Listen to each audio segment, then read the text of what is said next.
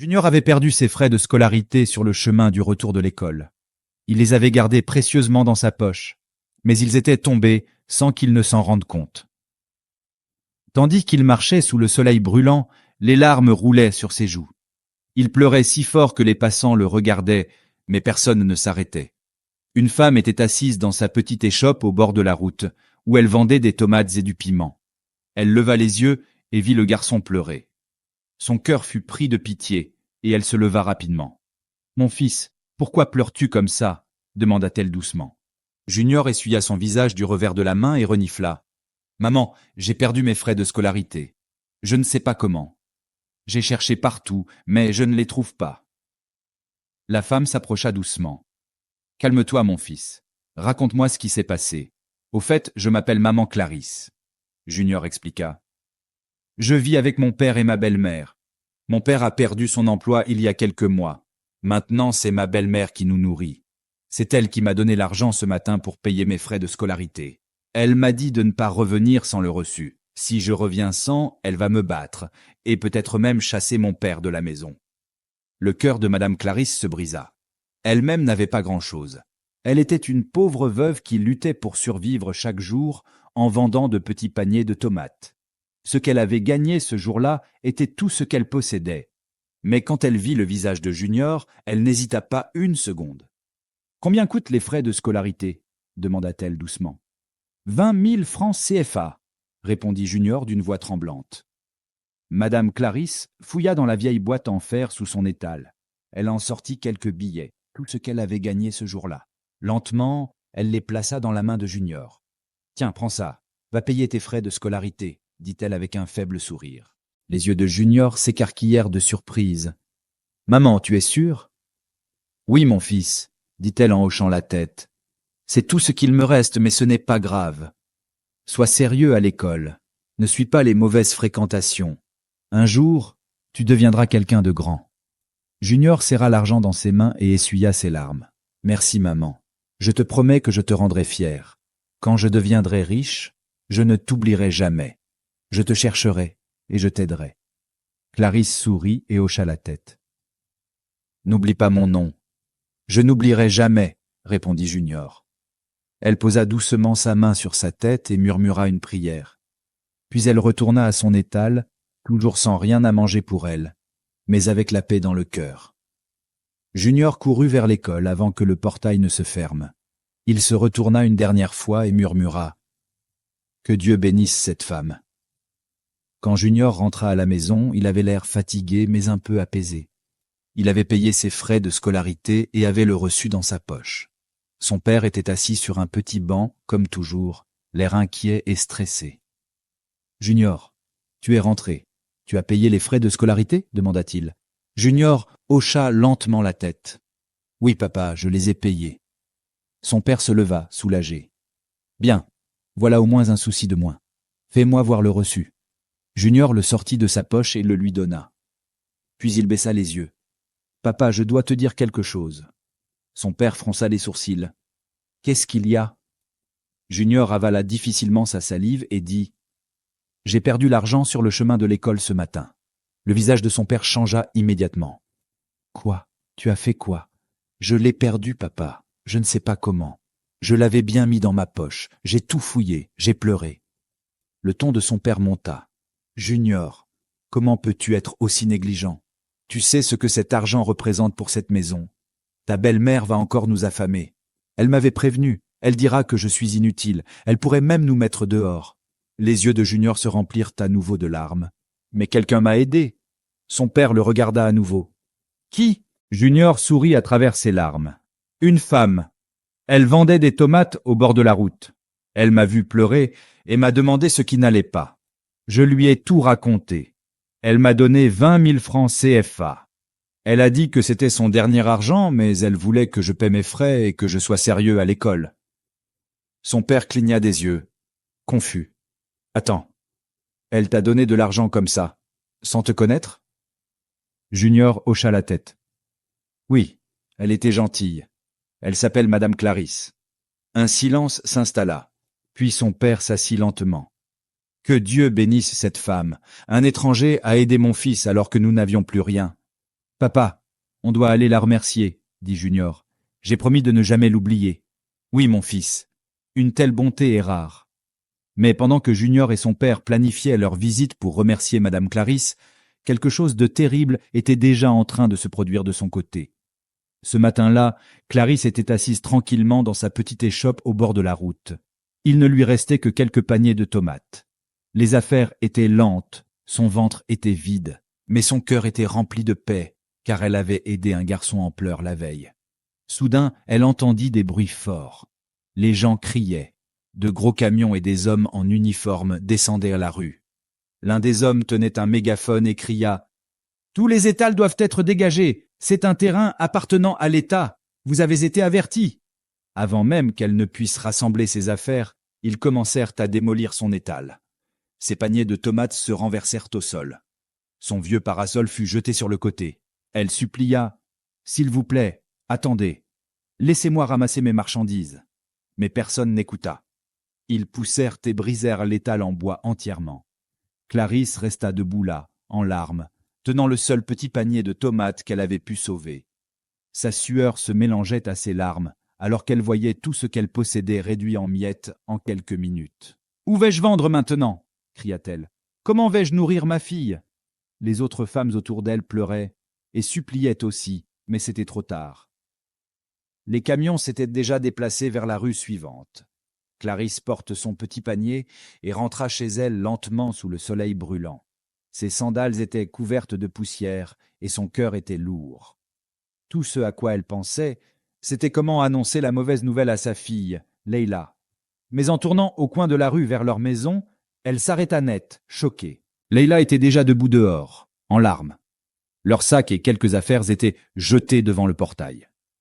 Le propriétaire, un homme grand au ventre proéminent, se tenait là, avec un sourire cruel. « Madame Clarisse, dit-il, je vous ai prévenu. Je vous ai averti. Vous n'avez pas payé le loyer depuis 6 mois. J'en ai assez de vos excuses. Vous et votre fille devez partir maintenant. » La bouche de Clarisse s'ouvrit, mais aucun mot n'en sortit. Elle laissa tomber son panier et courut vers sa fille. « Leila, tu vas bien ? Ils ont tout jeté dehors, maman. J'ai supplié, mais ils ont refusé d'attendre que tu arrives. » Clarisse se tourna vers le propriétaire. « Donnez-moi un peu de temps, je vous en prie. Je viens de perdre mon étal ce matin. Je ne sais même pas où aller. » Mais l'homme tourna les talons. « J'ai déjà de nouveaux locataires. Je ne fais pas dans la charité. Allez dormir dans la rue si vous voulez. » Il rentra et ferma le portail. Clarisse et Leila s'assirent à côté de leur sac. Le soleil commençait à se coucher. Des passants les regardaient. Certains murmuraient, mais personne n'aidait. Clarisse serra sa fille contre elle. « Je suis désolée, mon enfant, » dit-elle, la voix tremblante. « J'ai vraiment essayé. » Leila posa sa tête sur l'épaule de sa mère. « Je sais, maman. Tu es la meilleure mère du monde. Dieu va nous venir en aide. » Clarisse leva les yeux vers le ciel.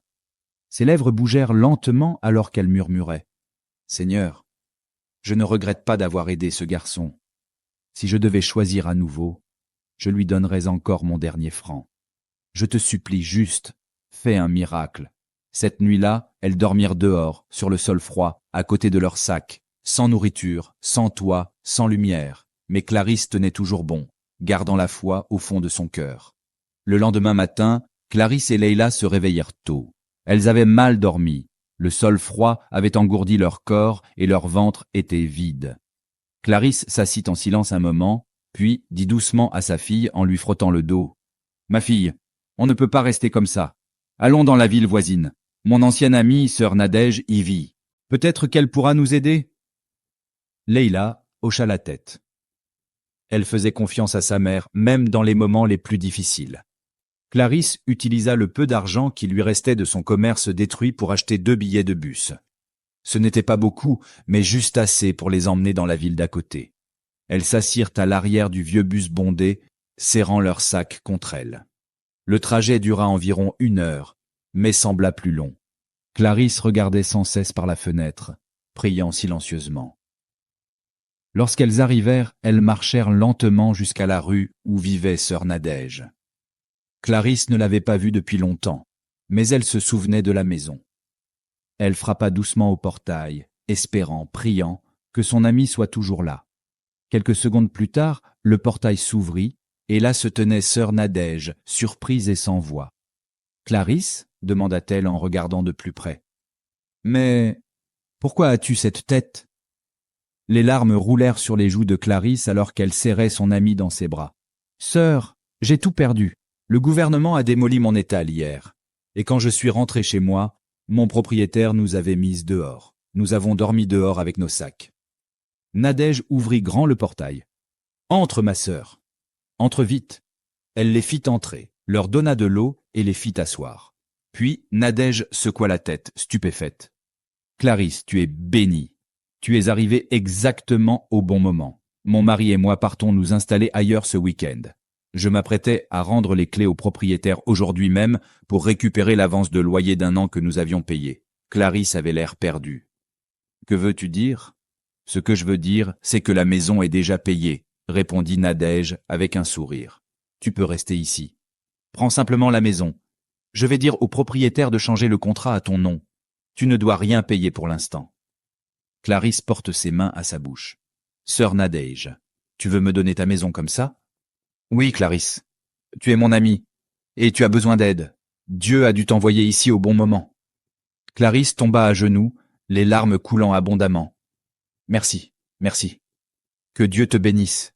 Tu ne sais pas ce que ça représente pour moi et ma fille. »« Attends, » ajouta Nadège, « ce n'est pas tout.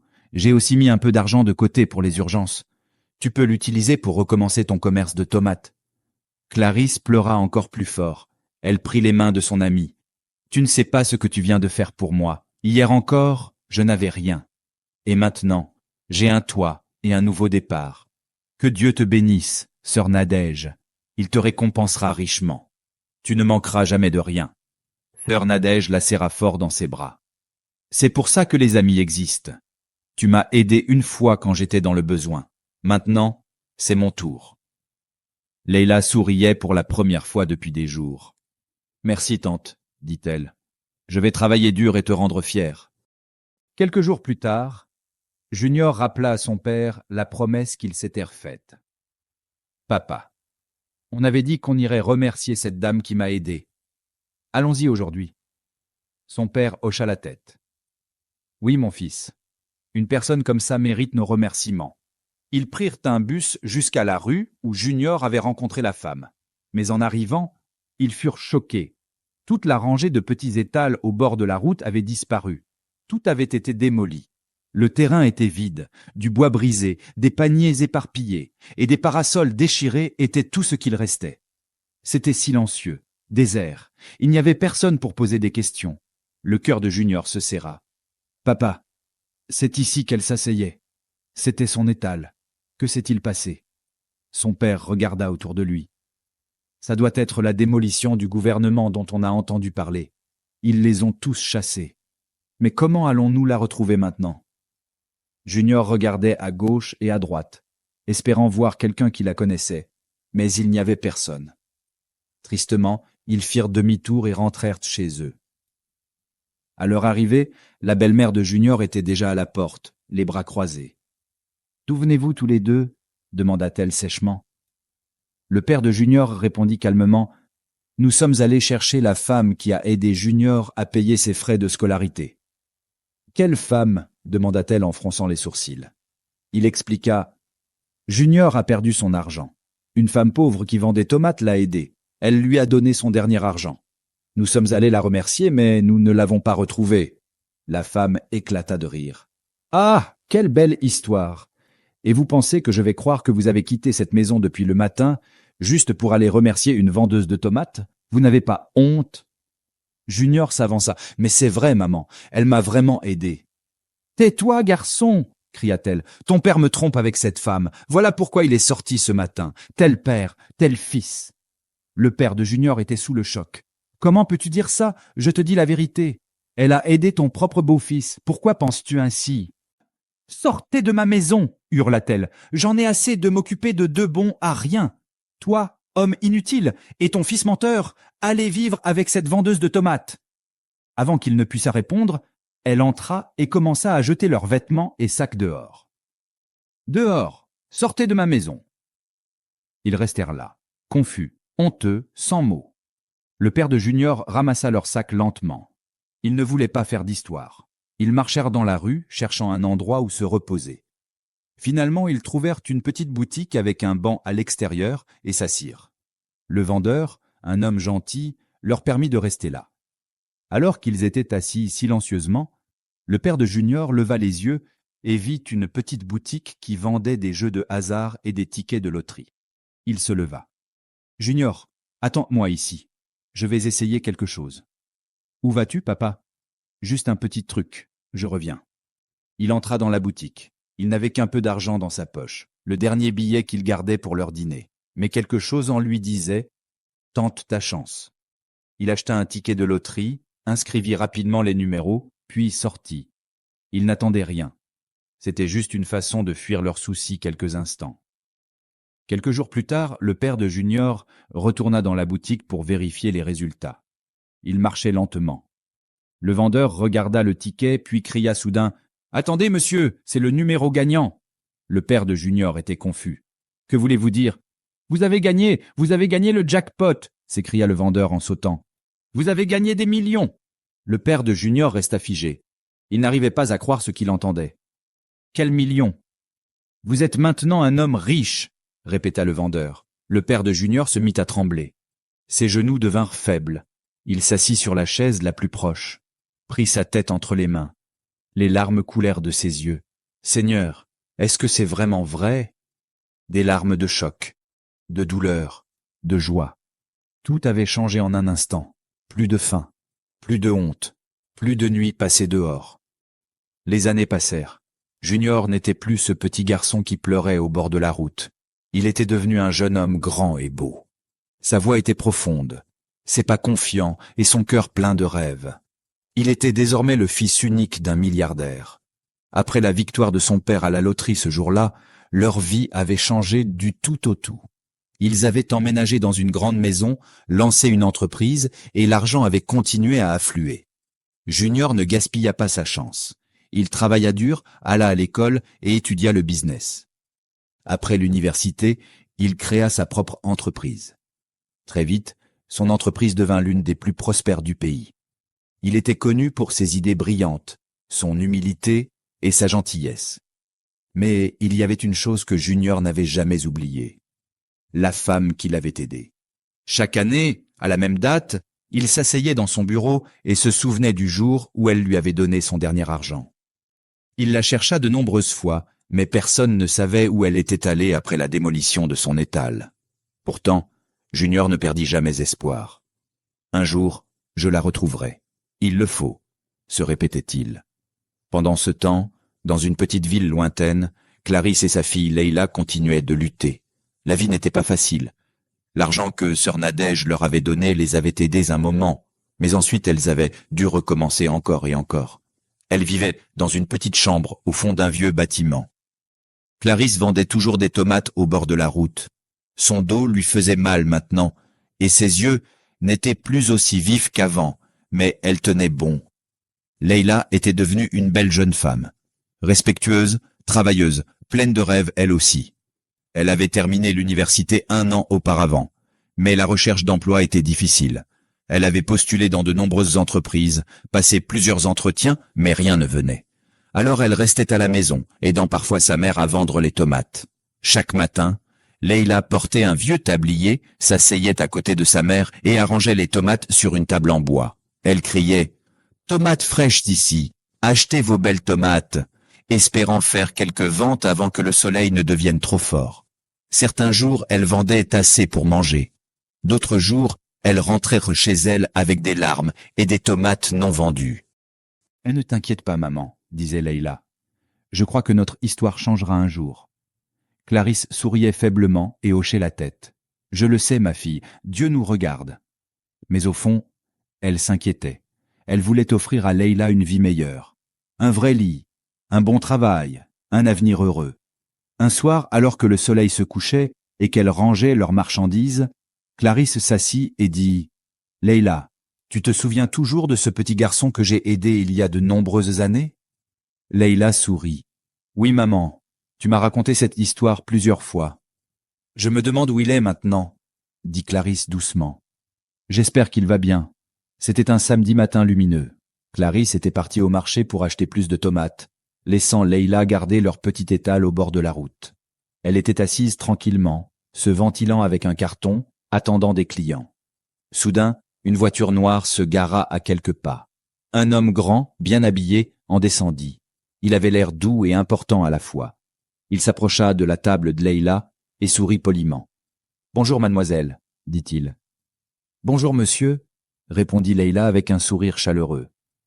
« Je viens du mariage de la fille d'un ami dans ce quartier, » dit l'homme. « Je voudrais acheter quelques tomates pour faire une sauce en rentrant. » Leila commença à sélectionner les plus belles tomates pour lui. En les mettant dans un sachet, une question lui vint spontanément. « Monsieur, pardonnez-moi, ce n'est pas une moquerie, mais pourquoi un homme comme vous cuisine tout seul? Vous n'avez pas de femme, ni d'enfant ?» L'homme rit doucement. « Ce n'est pas une mauvaise question. Non, je n'ai pas de femme. Mon fils est souvent à l'étranger pour les affaires. Il n'est presque jamais à la maison. Avant, j'avais une cuisinière, mais elle a déménagé dans une autre ville avec sa famille. Alors maintenant, je cuisine moi-même. » Leila hocha la tête. « D'accord, je comprends mieux maintenant. »« Justement, » dit l'homme, « je cherche quelqu'un qui soit non seulement un bon cuisinier, mais aussi honnête et digne de confiance. J'en ai assez de manger dehors. » Il sourit à nouveau et tendit la main. « Au fait, je m'appelle Monsieur Alain. Je suis entrepreneur. » Leila lui serra la main poliment. « Enchanté, monsieur. Moi, c'est Leila. » Monsieur Alain la regarda plus attentivement. « Que fais-tu à vendre des tomates ici? Tu as l'air éduqué. » Leila sourit faiblement. « Oui, monsieur. J'ai obtenu mon diplôme l'année dernière. Je cherche un emploi depuis, mais rien ne s'est concrétisé. Alors j'aide ma mère à vendre des tomates. » Monsieur Alain haussa les sourcils. « Et si je t'offrais un travail ?» Leila leva rapidement les yeux. « Un travail, monsieur ?» Il hocha la tête. « Oui. J'aime ton esprit. Tu parles bien. Tu as l'air sérieuse. Viens travailler chez moi comme cuisinière. Je te paierai un bon salaire, à condition bien sûr que tu cuisines bien. » Les yeux de Leila s'agrandirent. « Vous êtes sérieux, monsieur ? » ?»« Très sérieux, » répondit-il avec un sourire. « Je cherche quelqu'un comme toi. » Le cœur de Leila battait fort. « Monsieur, je suis une très bonne cuisinière. Ma mère peut vous le confirmer. C'est moi qui fais la plupart des repas à la maison. Je fais parfois même des gâteaux. » Monsieur Alain rit doucement. « C'est bien, je te crois. » Mais le visage de Leila s'assombrit un peu. « Monsieur, le seul souci, c'est qu'on ne vit pas dans la même ville. » Monsieur Alain ne semblait pas préoccupé. « Ce n'est pas un problème. Tu peux venir vivre chez moi. J'ai assez de place. Tu auras ta propre chambre et tu pourras rentrer 2 fois par mois pour voir ta mère. » Leila n'en croyait pas ses oreilles. Un emploi, un logement, un bon salaire, tout ça semblait irréel. « Monsieur, merci beaucoup. Je vous en suis très reconnaissante. Mais je dois en parler à ma mère d'abord.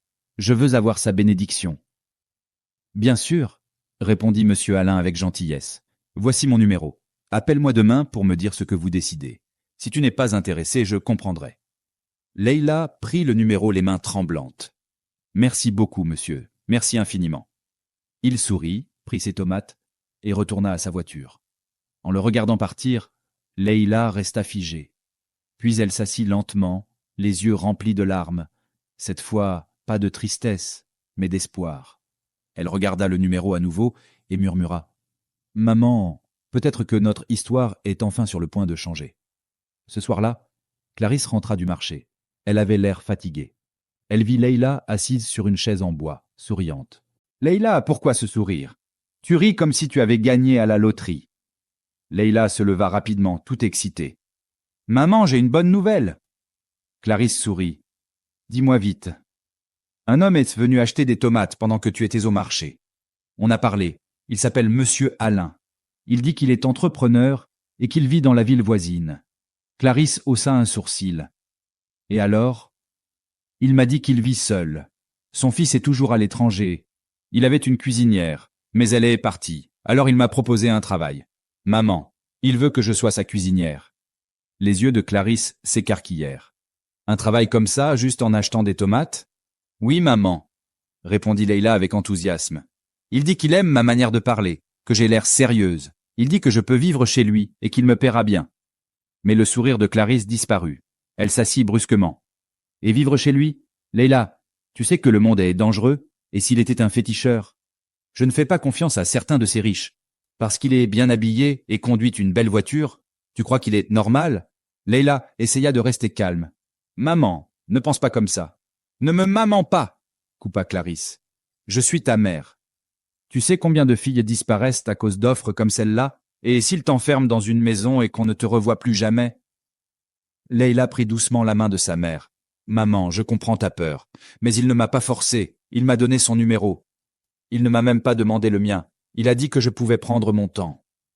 Clarisse regarda sa fille dans les yeux. Tu es sûre de toi? Mon esprit n'est pas tranquille. Je poserai des questions quand j'arriverai dans son quartier. Je demanderai aux gens s'il est connu. Si quoi que ce soit me semble étrange, je ne rentrerai pas dans la maison. Clarisse resta silencieuse. Elle regarda ailleurs et soupira profondément. Tu sais que tu es tout ce que j'ai. Si quelque chose t'arrive, je suis finie. Leila posa sa tête sur son épaule. Maman, il ne m'arrivera rien. Je te le promets. Peut-être que c'est la percée qu'on attend depuis tout ce temps. Je ne veux plus rester ici à attendre un travail qui ne viendra peut-être jamais. Clarisse se détendit lentement. Elle essuya une larme. Je veux juste que tu sois en sécurité. Je le serai, maman, répondit Leila en la serrant fort. Et dès que je commence à travailler, je t'enverrai de l'argent. Tu arrêteras de vendre des tomates sous le soleil, tu te reposeras. C'est ma promesse. Clarisse embrassa le front de sa fille. D'accord, ma fille. Si ton cœur est en paix avec ça, alors vas-y. Mais s'il te plaît, sois prudente. Très, très prudente. Leila sourit et hocha la tête. Merci, maman. Je vais appeler monsieur Alain ce soir. Le lendemain matin, Leila était debout dehors avec son téléphone à la main. Elle inspira profondément et composa le numéro que monsieur Alain lui avait donné. Son cœur battait vite au moment où la sonnerie retentit. « Allô ?» répondit une voix calme et profonde. « Bonjour monsieur, ici Leila, » dit-elle avec un petit sourire. « J'ai parlé à ma mère et elle a donné son accord. »« Oh, quelle merveilleuse nouvelle !» répondit monsieur Alain avec joie. « Merci d'avoir appelé. Je vais t'envoyer les indications tout de suite. Prends juste un bus pour mon quartier. Quelqu'un t'attendra à l'arrêt pour te conduire chez moi. Merci monsieur, je vais partir dans quelques instants. » Après l'appel, Leila courut dans la maison. « Maman, je pars maintenant. » Clarisse se tenait à la porte, les yeux pleins d'amour et d'inquiétude. Elle serra fort sa fille dans ses bras. « Que Dieu t'accompagne. N'oublie rien de ce que je t'ai dit. Ouvre bien les yeux et ne baisse jamais ta garde. Je te le promets, maman. » Leila prit son petit sac, serra encore sa mère dans ses bras et partit pour le parc de bus.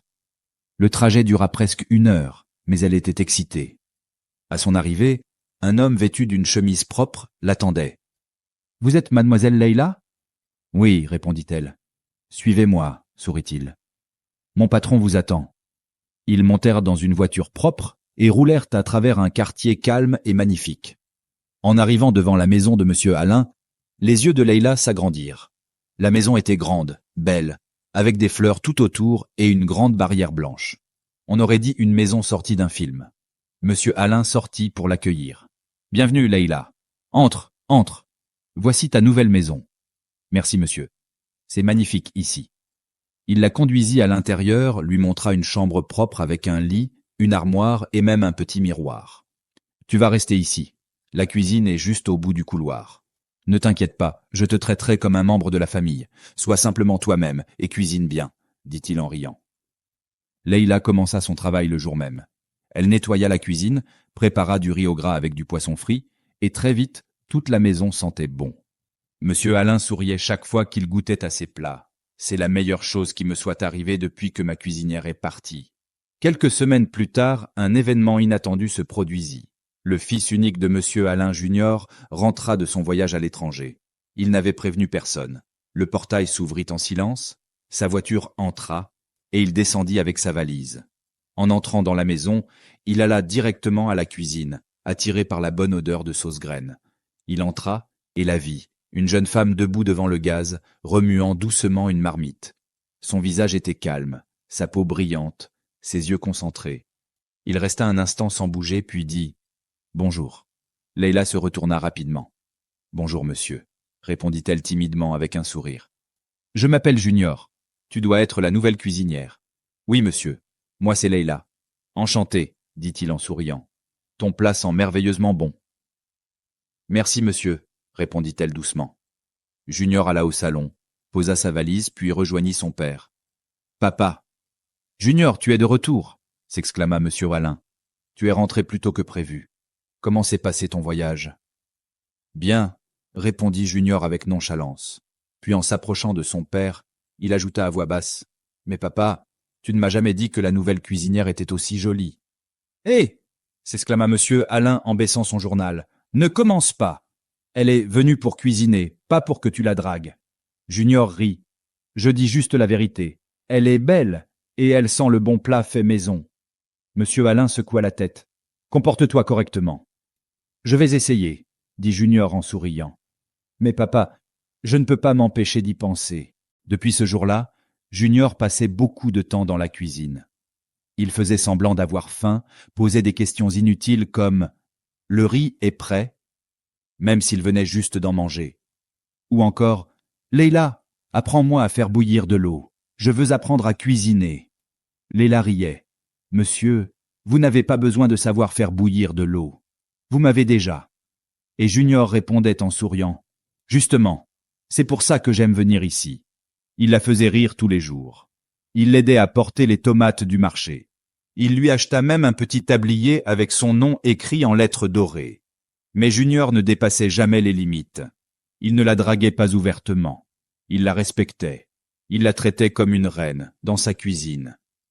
Leïla, elle, attendait chaque matin d'entendre ses pas. Elle cuisinait avec plus de soin, espérant qu'il serait le premier à goûter. Elle se regardait dans la cuillère, ajustait ses cheveux, souriait sans raison en pensant à sa voix. Un soir, alors que le soleil se couchait, Monsieur Alain entra dans la cuisine et la trouva en train de fredonner tout en découpant des oignons. « Leïla, tu as l'air heureuse, dit-il. Elle rougit. « Je suis juste reconnaissante, monsieur. » Monsieur Alain sourit. « C'est bien. Tu es une bénédiction dans cette maison. » Le week-end suivant, il lui donna la permission d'aller voir sa mère. « Va voir ta maman. Elle doit te manquer. » Leïla était excitée. Elle prépara quelques provisions et un petit cadeau acheté avec son premier salaire, un joli pagne et une paire de sandales confortables. Quand elle arriva chez elle, sa mère se précipita pour l'embrasser. « Ma fille, tu es rayonnante. Dieu a vraiment agi. Maman, tu m'as manqué. » Elles s'assirent et partagèrent un bon plat d'igname chaud, puis Leïla dit « Maman, je dois te dire quelque chose. » Clarisse leva les yeux. « Qu'y a-t-il » ? « Il y a un homme. C'est le fils de monsieur Alain. Il s'appelle Junior. Il est jeune, grand, beau, respectueux, drôle, et, dit Clarisse en croisant les bras. Et je crois que je tombe amoureuse de lui. Clarisse écarquilla les yeux. Leïla, tu tombes amoureuse? Leïla hocha la tête. Oui, maman. Je ne lui ai rien dit. Je ne sais même pas s'il ressent la même chose. Mais il y a quelque chose chez lui. Sa façon de me regarder, de parler, de me faire rire. Clarisse sourit lentement. L'amour est une belle chose, ma fille. Mais sois prudente. Ne te précipite pas. Je ne me précipite pas, maman. C'est juste. Je ne sais pas. Mon cœur est tout léger quand je le vois. Je ne peux pas l'expliquer. Clarisse rit doucement. C'est comme ça que l'amour commence. Maman, et s'il m'aimait aussi? Alors ma fille, dit Clarisse en lui prenant la main, prie, si c'est vraiment de Dieu, ça arrivera. Personne ne peut arrêter ce que Dieu a prévu. Leïla sourit et serra sa mère. Son cœur était rempli d'espoir, comme une fleur qui commence à éclore. Pendant ce temps, dans la grande maison, Junior était dans sa chambre, les yeux fixés au plafond. Il souriait et murmura « Cette fille, Leïla, il y a quelque chose de spécial chez elle. Je crois que je suis amoureux. » Junior était assis dans le jardin derrière la grande maison, regardant les fleurs se balancer doucement au gré du vent. Son cœur était rempli, mais son esprit troublé. Il n'avait jamais ressenti cela auparavant, ni pendant ses voyages, ni dans les réunions d'affaires, ni même dans les soirées luxueuses auxquelles il avait assisté. Leïla point. Ce prénom occupait toutes ses pensées, ses rêves, son cœur. Il se leva, entra dans le salon où son père lisait un journal et buvait du thé. « Papa, dit-il en se tenant devant lui, Monsieur Alain leva les yeux. Junior, tu as l'air sérieux. Tout va bien? Junior prit une profonde inspiration. Papa, je suis amoureux de Leïla. Monsieur Alain sourit et posa sa tasse. Je le savais. Tu le savais? Demanda Junior surpris. Monsieur Alain rit doucement. Bien sûr. Je vois la façon dont tu la regardes, la façon dont tu traînes toujours dans la cuisine comme un petit garçon perdu. Junior hocha la tête. Oui, papa. Je l'aime. Je veux l'épouser, et le plus tôt possible. Je ne veux pas perdre de temps. Son père se leva lentement et posa une main sur son épaule. Mon fils, tu as fait un très bon choix. Cette fille est spéciale, respectueuse, bien élevée, travailleuse, intelligente et belle. Qui ne voudrait pas une belle fille comme elle? Junior sourit de soulagement. Merci, papa. Mais je ne sais pas comment lui dire. J'ai peur qu'elle me rejette. Toi? Peur du rejet? S'étonna son père en riant. Junior, mon fils, si tu l'aimes vraiment, dis-le lui. Parle-lui avec ton cœur. Même si elle refuse, au moins tu sauras. Mais qui sait? Peut-être qu'elle t'aime aussi. Junior regarda le sol. J'espère, papa. J'espère vraiment. Le lendemain, Leïla rentra de chez sa mère. Elle semblait encore plus belle, comme si elle avait été trempée dans l'amour et la paix. En entrant dans la maison, Junior sortit pour l'aider à porter son sac. « Bon retour », dit-il en souriant chaleureusement. « Merci, monsieur », répondit-elle. « Non, plus de monsieur. Appelle-moi juste Junior », dit-il. Elle sourit et hocha la tête. « D'accord. Junior. » Il prit une grande inspiration. « Leïla, on peut parler quelques minutes ?»« Bien sûr, » dit-elle, le cœur battant. Il la guida vers le petit jardin à l'arrière de la maison. Les fleurs étaient en pleine floraison. Les oiseaux chantaient. Le ciel était d'un orange doux. Junior se tourna vers elle, la regarda droit dans les yeux. « Leïla, commença-t-il, la voix légèrement tremblante.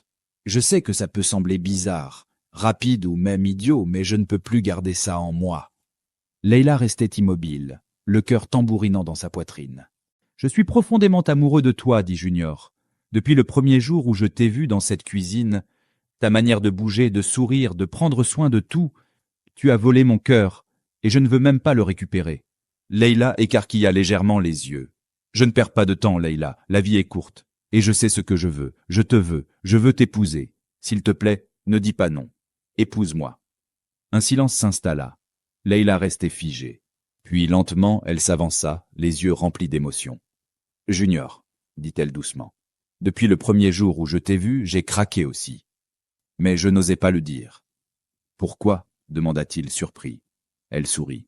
« Parce que je suis une femme. Et c'est à l'homme de dire « je t'aime » en premier. » Junior rit, les yeux brillants. « Donc, tu m'aimais aussi tout ce temps ?» Leïla hocha la tête. « Oui. Je ne savais pas si tu ressentais la même chose. » Junior prit doucement ses mains. « Je t'aime de tout mon cœur. Leïla, veux-tu m'épouser ?» Elle sourit, les yeux étincelants. « Oui, Junior, je veux t'épouser. » Il la serra dans ses bras. Les fleurs autour d'eux semblaient danser. Le vent soufflait doucement, comme pour applaudir leur amour. Depuis la fenêtre, Monsieur Alain observait, souriant. « Voilà ce qui arrive quand le destin parle, » murmura-t-il. Et quelque part dans une petite pièce, Clarisse était à genoux, priant. « Seigneur, où que soit ma fille, qu'elle soit heureuse. » Elle ne savait pas que sa fille entrait déjà dans la réponse à cette prière. Quelques jours plus tard, Junior dit à Leïla, « Je veux rencontrer ta mère, je veux la remercier d'avoir élevé une femme aussi merveilleuse. Je veux lui dire dans les yeux que je veux l'épouser. » Leïla sourit tendrement. « Elle sera heureuse de te rencontrer aussi. » Ce samedi matin, ils s'habillèrent simplement mais élégamment.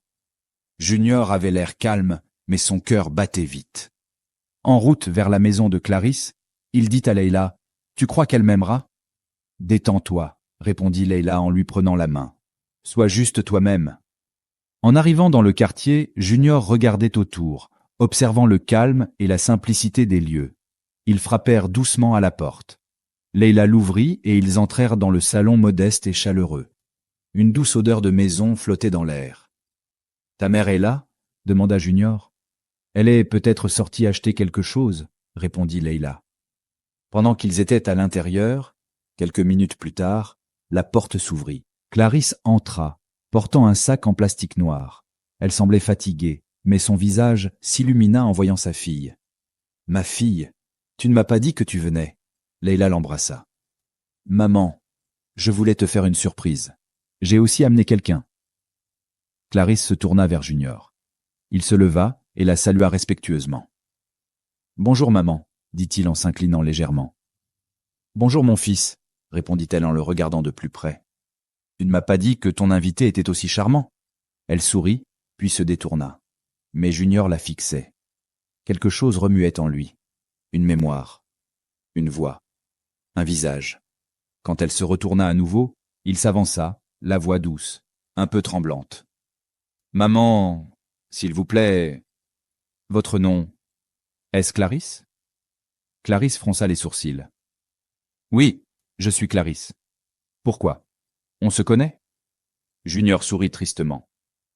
« Vous ne vous souvenez pas de moi, n'est-ce pas ?» Elle secoua lentement la tête. « Il y a des années, j'étais un petit garçon. J'avais perdu mes frais de scolarité. Je pleurais au bord de la route.